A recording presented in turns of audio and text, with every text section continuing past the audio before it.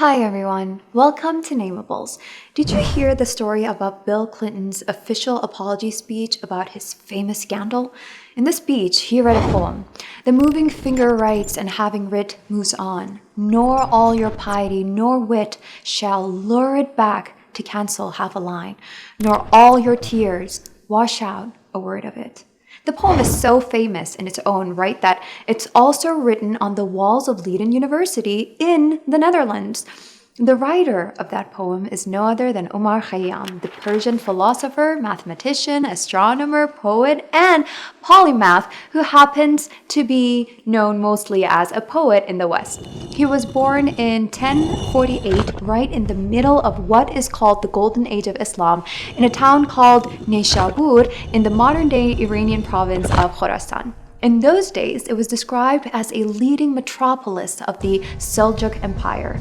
His surname Khayyam means tent maker in Arabic, and it is said that his family were engaged in that craft. Apparently, his father had converted to Islam from Zoroastrianism.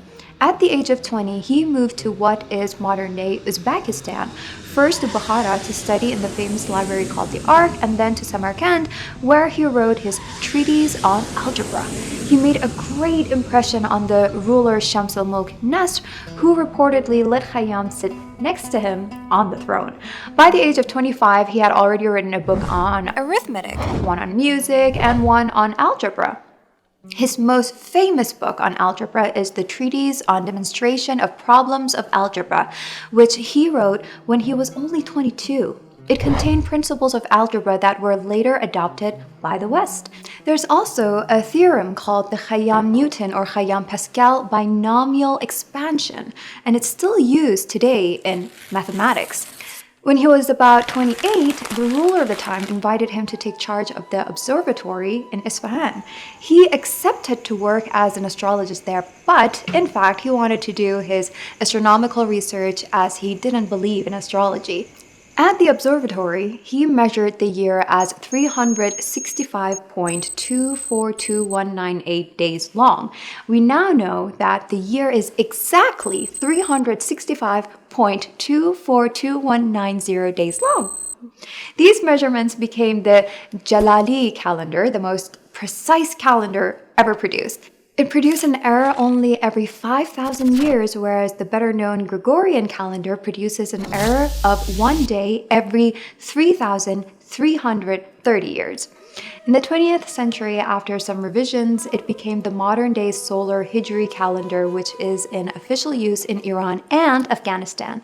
Khayyam had an unusual work schedule. Apparently, he taught algebra and philosophy by day, advised the Seljuk Sultan in the evening, and at night he studied astronomy at the observatory. Mind you, he had never married or had children, so that schedule worked for him. And maybe that's why he had time to write poems as well. Although he is known as a great poet today, actually, only his close friends knew that he wrote poetry. To everyone else, he was a scientist and a philosopher, so much so that he is still called Philosopher of the World. The Sultan died in 1092, and with the political atmosphere having changed and become precarious, funding for the observatory ran out. Khayyam traveled to Medina and Mecca for Hajj pilgrimage and finally returned to Neyshabur to work as court astronomer for the new Seljuk ruler. He taught there until he died in 1131, aged 83. The Rubaiyat, the famous collection of his poems that Clinton quoted from, were translated by the Orientalist Edward Fitzgerald in 1859. This collection of less than 100 short poems alone has placed him alongside the 4 great poets of the world: Homer, Shakespeare, Dante, and Goethe. At Neyshabur, a mausoleum was built over his tomb, and on May 18, every year, scholars from all over the world come together to commemorate him. Statues have been built for him in places as far apart as University of Oklahoma, US, and the United Nations office in Vienna.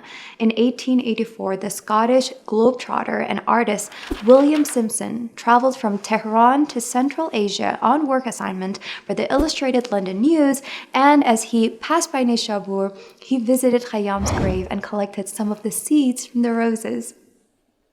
The seeds were sent to Kew Conservatory in England, and to this day, these roses grow there near Fitzgerald's grave.